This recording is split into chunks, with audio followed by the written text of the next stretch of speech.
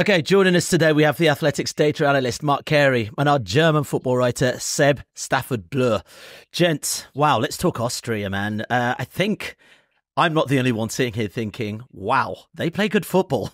It's been really impressive, 2 wins in their group and a draw, and they've gone through to the next round. And I think a lot of fans are thinking, perhaps they've got a chance in this competition. What do you think, Seb?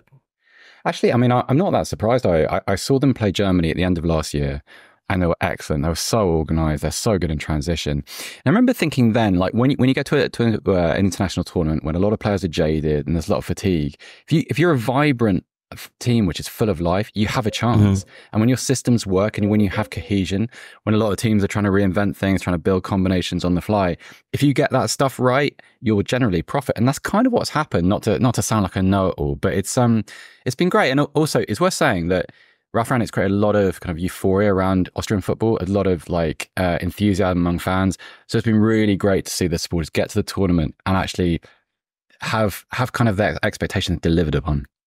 Mark, what do you think?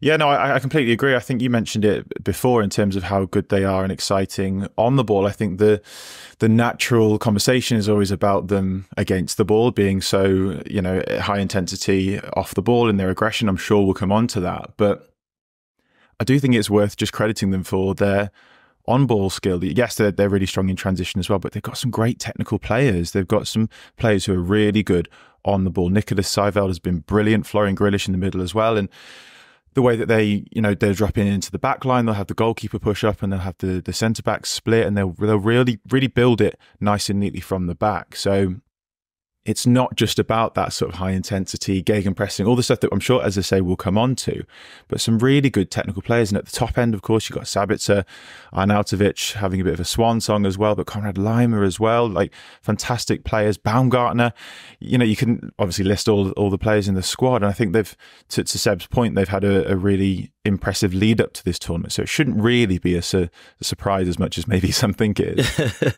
Yeah, Seb, let's talk about Ralf Rangnick.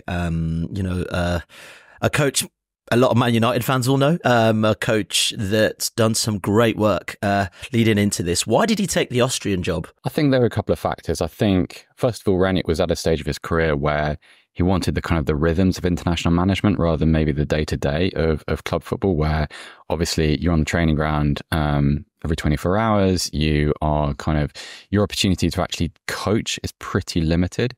But in Austria, I think he saw a country that had had a little bit of a downswing. Obviously, they'd qualified for a few tournaments. They qualified for Euro 2020 under Frankfurter, but had disappointed with their style, been very conservative in a way that I think had frustrated the sporting population, because they saw these talented players. Mark just reeled off a list of them, and you do, when someone runs through that list, you do realize how much ability Austria have.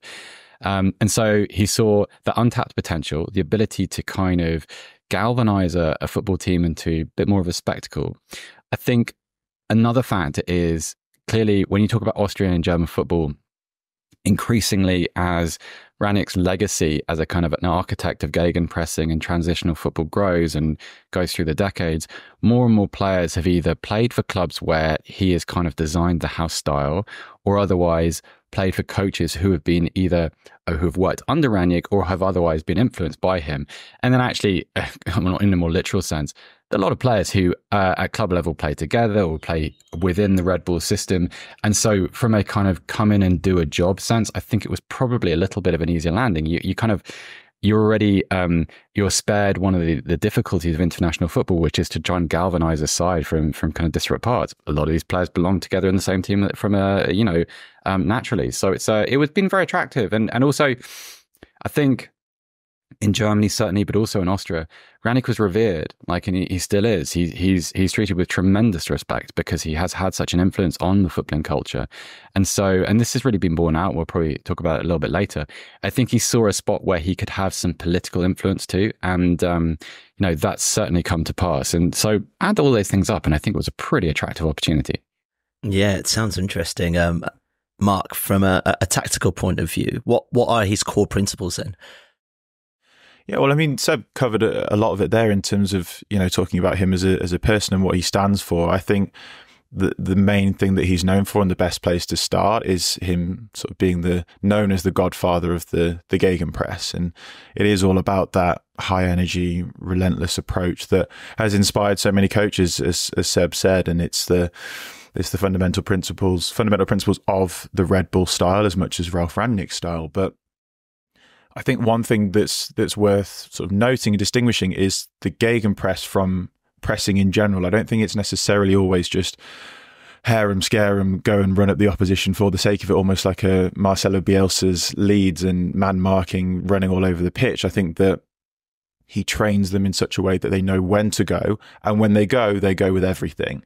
But sometimes they'll know when to drop off and maybe sit into more of a compact block. So I think it's really making sure that it's more counter-pressing, counter-attacking, counter-movements than necessarily just high energy for the sake of it and running his sort of players into the ground. So I think that's the main one, sort of out of possession.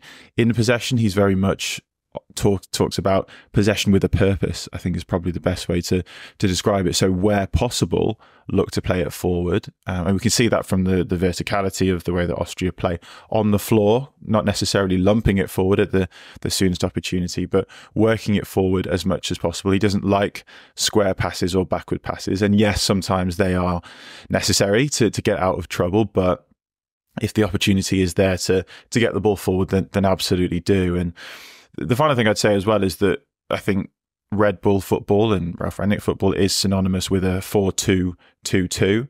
But I do think that the more I've read and seen, I think that he is actually a little bit more pragmatic than maybe people would give him credit for, in that he likes to sort of play with maybe a 4-2-3-1, a 4-3-3 at times. I think he had some success with a 3-5-2 at Hoffenheim going back a few years now as well. So he's quite pragmatic in how he maybe sets his team up to implement that style, but that style itself in and out of possession is based on high intensity football. It's more of the principles that he sticks to rather than necessarily the structure. Yeah, it's fascinating, Seb.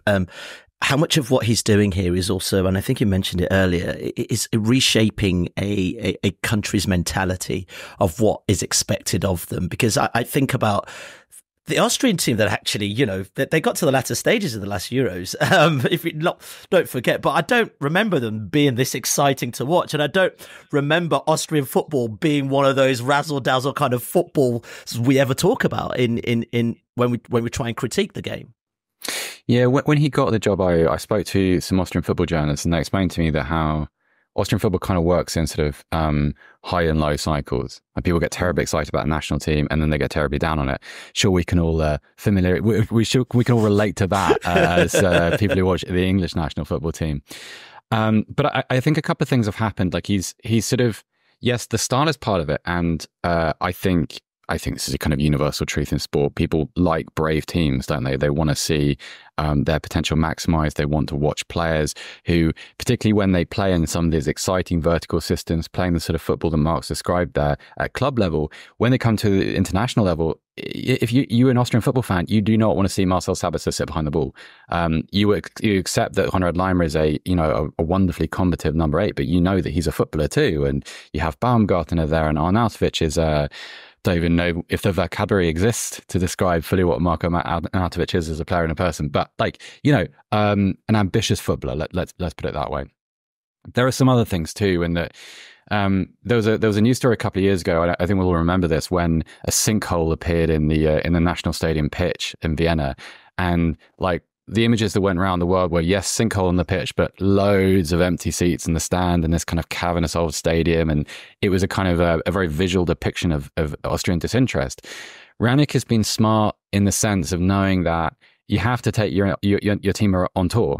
Like in a country where, in the kind of modern qualifying systems, you play games against lesser nations, teams you're expected to beat. Austria have done a good job of moving around the country. So against teams against whom they would likely be favourites, go and play in a different part of the country and fill out that stadium, even if it's only holding 15,000 people, and make sure that, firstly, from a supporter's perspective, going to watch the national team is an occasion, right? It's something to be really excited about. You're not going to an echoey old cold stadium in Vienna. But from a player's perspective, I think that really does help to generate enthusiasm for representing your country. You're going to go and play in a hothouse environment and everyone's really into it. And, you feel the nation behind you. None of us are professional footballers, but I can imagine that does help a little bit and makes you look forward to actually going and joining up with your national team. And there's more to it than that. That's really just the kind of the outline. But Rangnick has won a lot of these battles away from the pitch too. And I think when we talked earlier about how revered he is, I think that's relevant here because he came into this job with a bit of political capital. He's Ralf Rangnick. It's not like somebody stepping up that nobody's ever heard of who can be kind of squashed by politicians. He's a big deal. And that's been to the benefit of this side. How much has he instilled, a different sort of professionalism then, Mark? Because I guess what it seems Austria needed was a very modern coach with those kind of approaches, looking at things of how the fans connect with the team, dealing with the politics. Is this something Austria have needed for a while? Yeah, I mean, his predecessor, Franco Foda, didn't necessarily play with the modern style that we typically associate with the modern type of football, with, in-your-face, high-intensity football that we associate with club level. And to Seb's point, I think that at international level, it does have to be a little bit more pragmatic because there's less time on the training field to be able to implement that style. So I think of all the nations at the Euros, I think I'd argue that Austria are most similar to a club side in that regard, in bringing the side to a very modern style of football, which isn't necessarily always the case at international football. Never mind, with his predecessor. So I definitely think that has been the case in terms of more of the professionalism side of things, but just more in terms of the overall numbers that are synonymous with modern day football. And of course, I've got some ready to rattle off here. Of course you have. Come on. I think that one of them being, the high intensity stuff that we've spoken about at length with the out of possession side of things. So we can look at passes per defensive action, passes allowed per defensive action. So a proxy of pressing intensity to look to see how often you allow the opposition to have the ball before you make a tackle or an interception.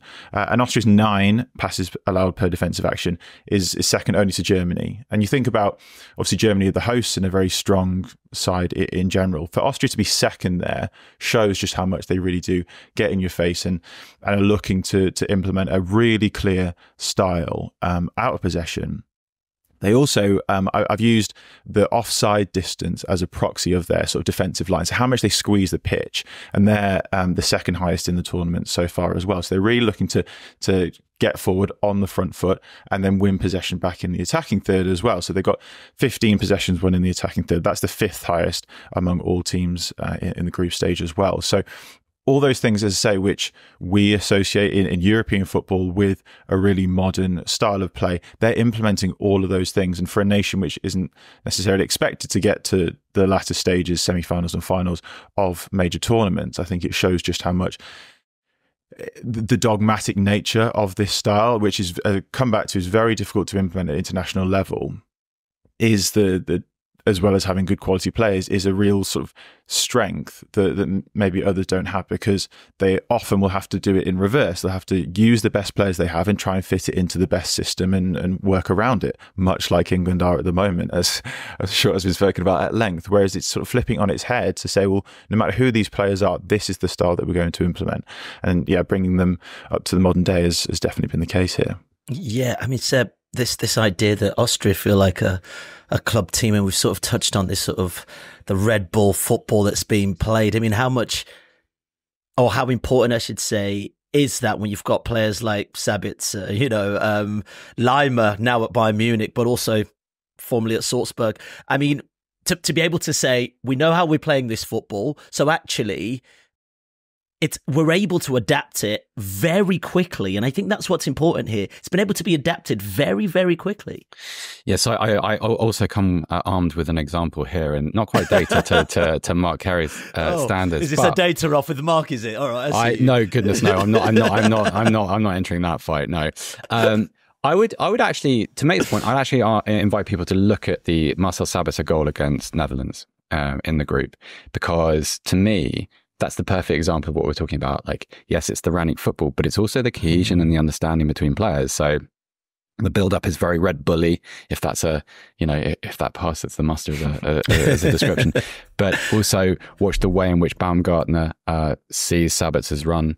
Baumgartner and Sabitzer, I don't think have ever played together at club level. But there's that instinct there for where Sabitzer's going, where the ball needs to go. Look how many Dutch players are taken out of that move with every pass forward. It's like something that you would see at the Red Bull Arena or in Salzburg, or you could argue probably back in Rangnick's time with TSG Hoffenheim. I think that's invaluable, and I don't want to drag things back to England, but then compare the two things, right? You have all these sort of these different parts of the team all orbiting around who knows what, really, and it's kind of a lot of players with different agendas and with no sort of fixed collective objective versus a system in place and players being able to read what one another are going to do next. And it's just a priceless commodity in the international tournament.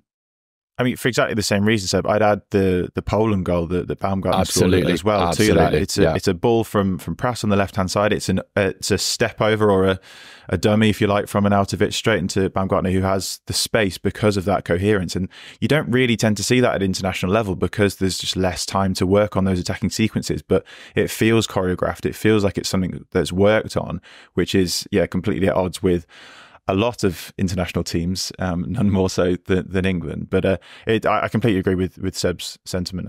A lot of the goals were worked down that left-hand side, all three actually against the Netherlands as well. And it was clear that they were really trying to work the ball into a specific area of the pitch. And they obviously did it to great effect. But yeah, it seemed choreographed. It seems intentional, which is the greatest compliment you can pay to them.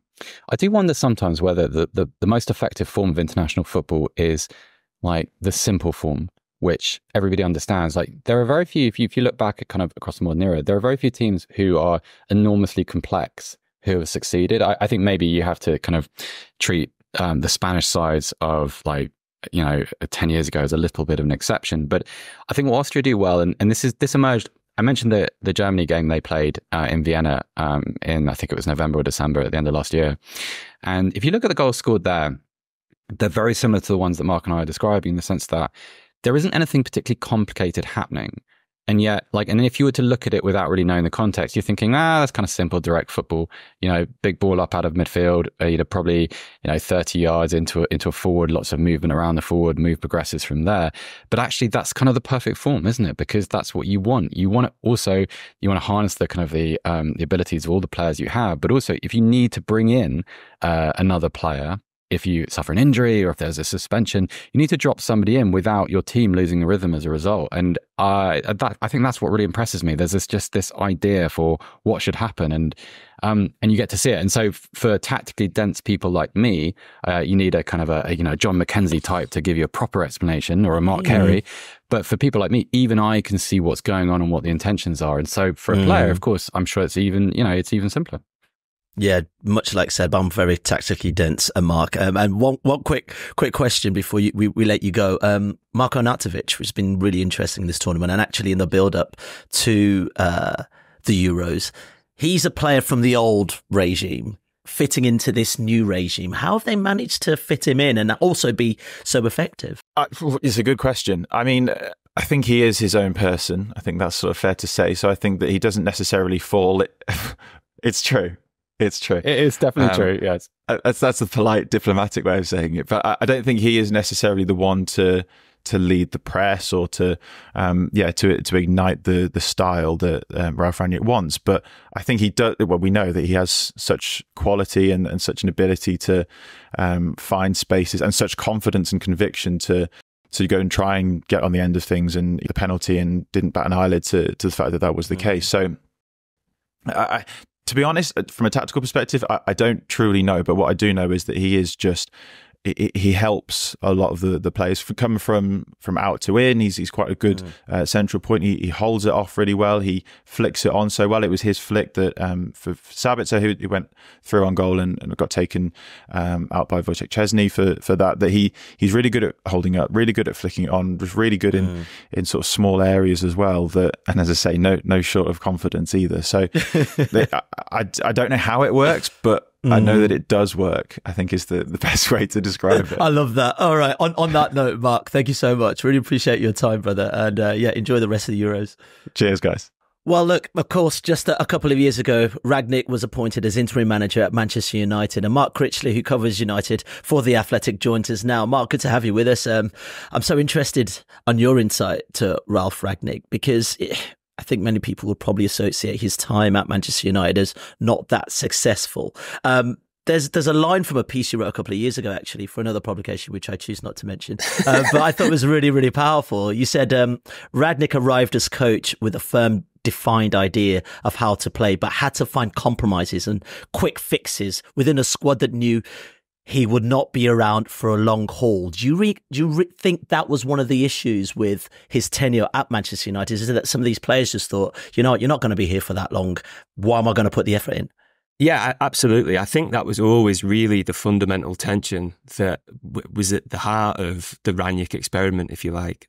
He arrives with this reputation as a guy that builds long-term projects, that puts structures in place to, for the future and for the long-term benefit of a club. But his task was to get short-term results, and it was to do it from a squad that was kind of ill-suited to his methods, from a dressing room that was very fractious at the time, and from a club at just a very low ebb. And, he's like everything that we've just said from the other two lads. He's not. He's an architect. He's not a firefighter, right? And I think that was always the problem with him stepping into that job at the time that he did. Now, I think when he went in, there was things that he hoped would go differently. There was things that popped up that he didn't quite expect. I think Michael Carrick was obviously the caretaker just before him. His exit wasn't totally expected.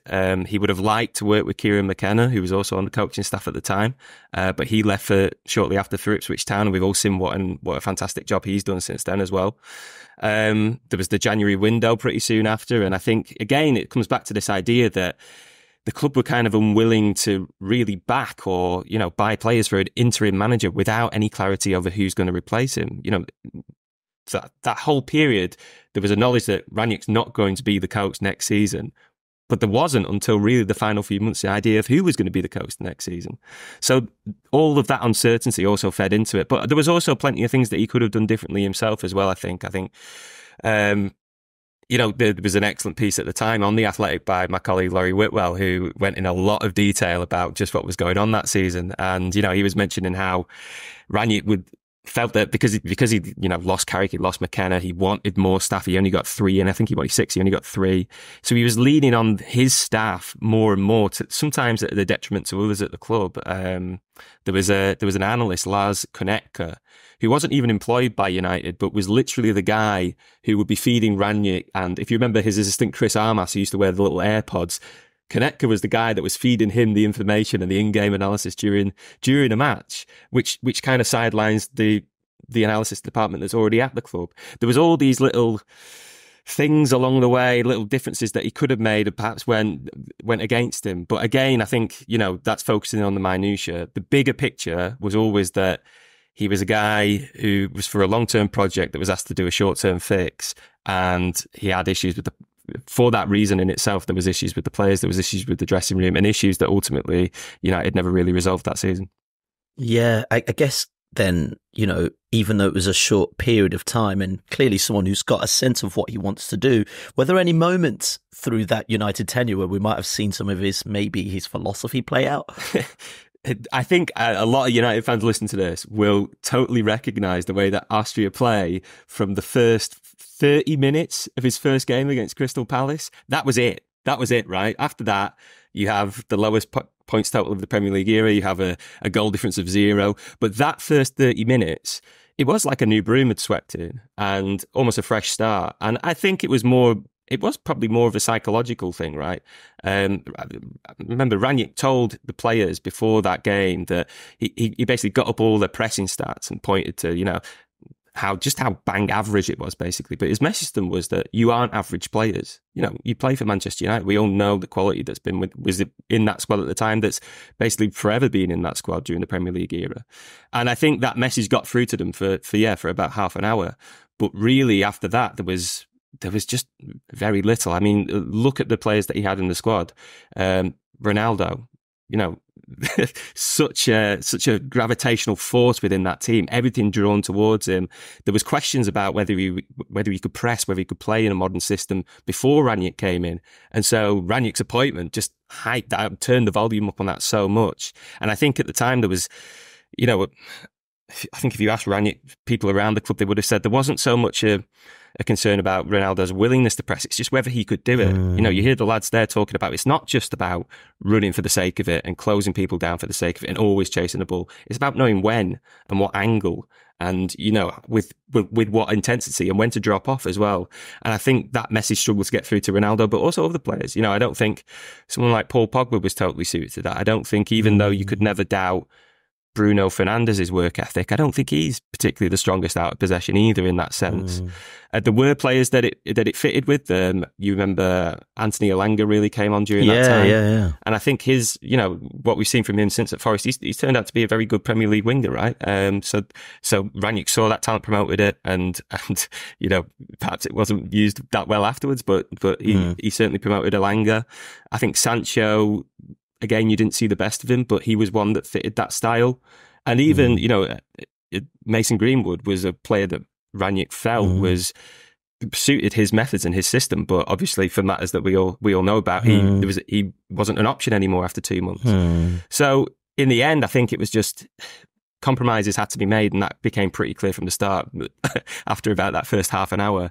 And once you're at that point of having to make compromises with a guy who is the professor of pressing, such an ideologue, then the waters get muddied and players lose confidence, results dip, and you end up having the season that United had. Yeah, super quick. I was just touching on something we spoke about earlier with Mark and Seb in terms of, this Austrian team, not really that many egos, people willing to learn, want to absorb, like what the manager has to say. You talk about Ronaldo, you talk about Bruno Fernandes, you talk about Paul Pogba. I mean, these are seasoned egos of players. Do you think that can be harbouring, the kind of progress you're trying to make, especially at a short time? I think that was certainly the case that season. I think, look, Ronaldo was the huge headline-grabbing kind of theme running throughout the season, even before Rangnick came, like I said. But I think after, they really rubbed up against each other in a way where Rangnick was openly coming out and saying that he's not exactly a pressing monster in press conferences, which is the diplomatic way of putting it, but everybody knew what he meant. If you might remember, there was a game, I think, very early in his tenure where United had a dead rubber in the last game of the Champions League group against Young Boys. He decides to rotate and give people a chance and gave Tom Heaton his debut after like 15 years of waiting for it. And it was that kind of night. But he dropped Ronaldo for it. And Ronaldo was annoyed by that. He wanted to play against Young Boys and, increase that record of Champions League goal scoring that he gets, because that's the character that he is. People might remember he got subbed at Brentford and was sat down sulking, literally on the steps of the bench, right in the camera shot, basically behind Rangnick. And just the imagery of that is just destructive, right? People are going to latch onto that. There was points that he was dropped against City. And there was a whole thing about whether he was injured or not, or whether he flown to Portugal or not.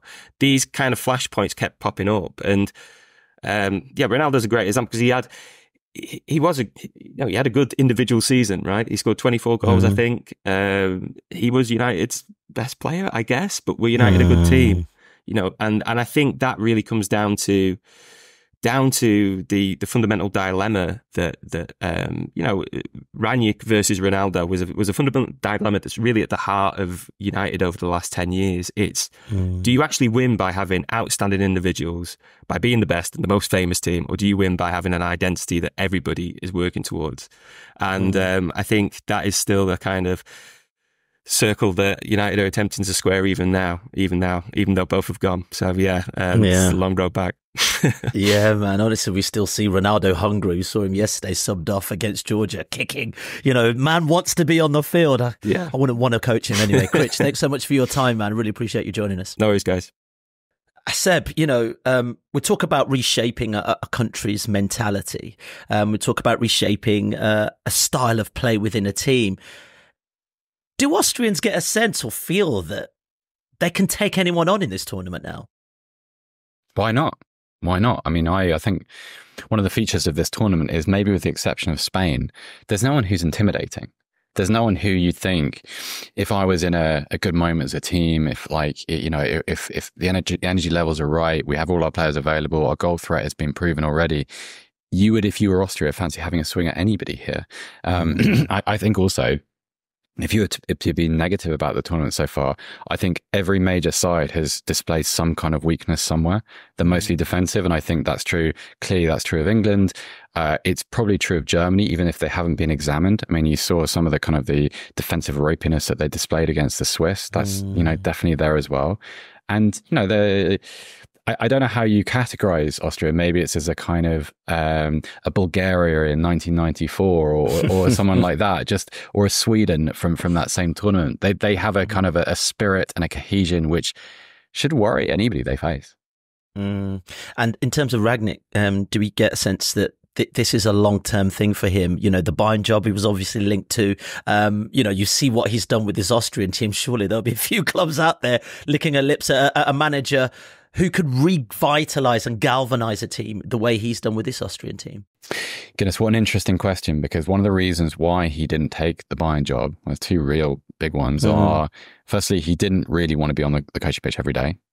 And secondly, when the stories started to come out about Bayern's interest in the conversation, and, you know, as it seemed to kind of be moving towards an inevitable conclusion, a lot of the Austrian players were in contact with Ralf Rangnick and said, please, you know, don't go. And the first reason for that was obviously because they're in the middle of their preparations for the Euros. Rangnick, had he joined Bayern, would have coached Austria at the European Championship, but then left immediately afterwards. And a lot of the players, and I dare say a lot of the officials, thought that, you know, there's just no way of that not being a distraction. The other factor there was that Austria don't just have their eyes on this tournament. It's on the World Cup in 2 years' time, and that will be Rangnick too. And so if you look at the ages and the demographics of that squad, a lot of these players will still be in the team and still be available to him. And if Rangnick's there as well, you know, there's no reason why you couldn't have momentum building over the next 18, 24 months. And I don't know whether club football is right for him. I think one of the problems with him, one of the problems with his career is this slight confusion between, is he a coach, is he an architect, is he a sporting director?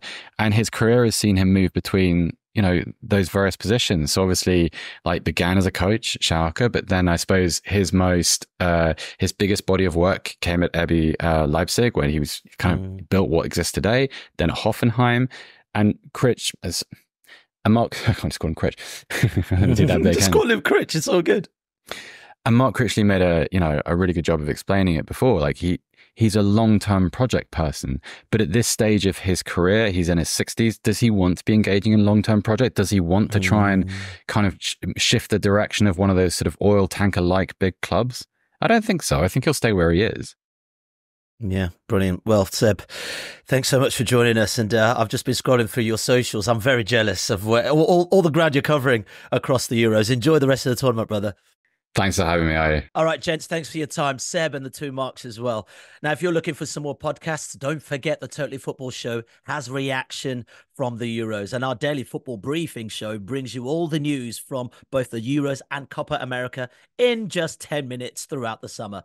We'll be back tomorrow for a deep dive into the day's biggest stories. As always, thank you so much for listening. If you want to watch more episodes of the show, please subscribe to the channel. We'll be joined by the likes of David Ornstein, Matt Slater, Adam Crafton, Carl Anker, and plenty more through the season. If you'd like to listen to the episodes in full in audio form, search The Athletic FC wherever you get your podcast from.